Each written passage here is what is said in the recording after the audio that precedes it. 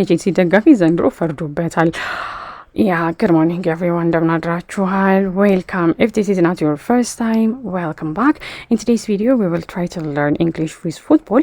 ስለዚህ ትላንትና ወልፍስ እና ቼልሲዎች ያደረጉትን ጨዋታ እንግሊዝኛ ቋንቋ ተናጋሪ ስፖርት ጋዜጠኞች በእንግሊዝኛ እንዴት አድርገው ዘገቡት? He's given it away to Matis Nunez የሚለውን የሰማነው። I hope I'm pronouncing his name correctly. If not, I apologize. ለማንኛውም to give away ወደሚሉት ሁለት ቃላት እንምጣ። ለምሳሌ if you give away someone's secret የሰውን ሚስጥር ተናገራችሁ ወይም ደግሞ ጋዳ ወጣችሁት ተብሎ ሊተረጎም ይችላል።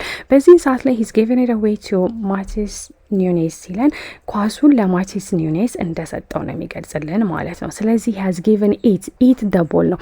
he has given the ball away to ማቲስ ኒውኔዝ ኤስ ለማንኛውም give away ማድረግ ማለት መስጠት ተብሎ ይተረጎም። oh my word የሚለውን ነው የሰማነው። ቃል በቃል ስንተረጉመው ወይኔ ቃሌ እንደማለት ነው። ግን that's not what it means. oh my word የሚለውን ኤክስፕሬሽን የተጠቀመው ለምን መሰላችሁ? አሁን እዚህ ምስሉ ላይ የምትመለከቱት ተጫዋች who is ማቲስ ኒውኔዝ የጎል አገባ። he scored the winning goal for Wolves ለወልቭስ ማሸነፊያውን ጎል አስቆጠረና በስማም እንደማለት ነው። ለምሳሌ እኛ በሆነ ነገር ሲገርመን ስንደነቅ በስማም አይደለም የምንለው? ልክ እንደዛ oh my word በእንግሊዝኛ አንደኛው አማራጫችሁ ሊሆን ይችላል። ኪዲንግ መቀለር ተብሎ ሊተረጎም ይችላል። በዚህ ሰዓት ላይ ጎሉ ገራሚ ጎል ነበርና ጋዜጠኛው ወይም ኮሜንታተሩ are you kidding me በማለት ገለጸ። እየቀለዳችሁ ነው ወይ እንደማለት ነው።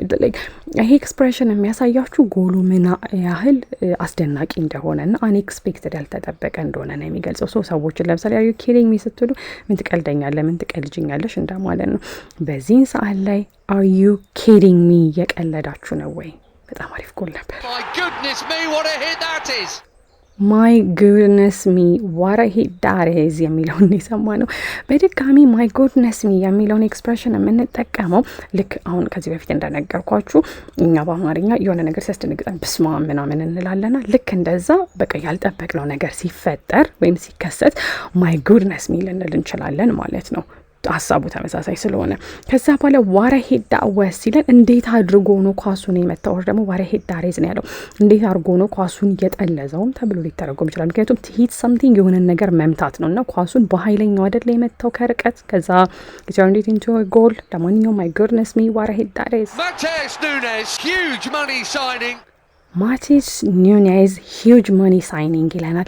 ሳይን ማድረግ መፈረም ተብሎ ሊተረጎም ይችላል። ከዚህ ፍሬዝ የምንረዳው ማቲስ ኒውኔዝ ወይም ደግሞ ምስሉ ላይ የምትመለከቱት ተጫዋች በውድ እንደተገዛ ወይም ደግሞ በውድ እንዳስፈረሙት ነው። ሂውጅ ማኒ ትልቅ ገንዘብ እንደማለት ነው። እንግዲህ ገንዘብ they spend a lot of money. hasn't scored for Wolves until now. ስለዚህ በጣም በብዙ ብር ያስፈረሙት ተጫዋች he hasn't scored for Wolves until now ለወልቭዞች ወይም ደግሞ ለዚህ ቡድን until now እስካሁን ድረስ አላገባም ነበር ጎል እንደማለት ነው። ስለዚህ until now የሚሉትን ሁለት ቃላት ስትጠቀሙ ያ ነገር እስካሁን አልሆነም ነበር አሁን ግን ሆኗል እንደማለት ነው። he hasn't scored for Wolves ለወልቭዞች አላገባም እስካሁን ድረስ until now but now he did score አሁን ግን ጎል አግብቷል። ጭራሽ ቼልሲ ላይ አስባችሁታል። አሁን ቼልሲዎች የጎል ሙከራ አደረጉ። ስለዚህ ጋዜጠኛው ምን አለ? there's something for Jose Sa to do በማለት ገለጸ። አሁን ጆዜ ሳ የሚሰራው ስራ አግኝቷል እንደማለት ነው። የሚሰራው ስራ አለው እንደማለት ነው። ስለዚህ አሁን ከዚህ ኤክስፕሬሽን የምንረዳው ምንድነው?